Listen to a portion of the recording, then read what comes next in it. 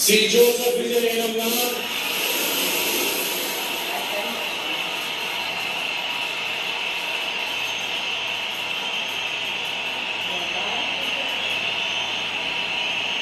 சட்டப்படி அமைக்கப்பட்ட இந்திய அரசியல் அமைப்பின்பால் உண்மையான நம்பிக்கையும் பாராட்டத்தையும் கொண்டிருப்பேன் என்றும் இந்திய நாட்டின் ஒப்பில்லாத முழு முதல் ஆட்சியையும் ஒருமையையும் நிலைநிறுத்துவேன் என்றும் தமிழ்நாட்டு அரசின் முதலமைச்சராக உண்மையாகவும் உளச்சான்றின்படியும்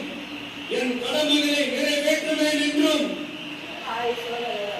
அரசியல் அமைப்பிற்கும் சட்டத்திற்கும் இணங்க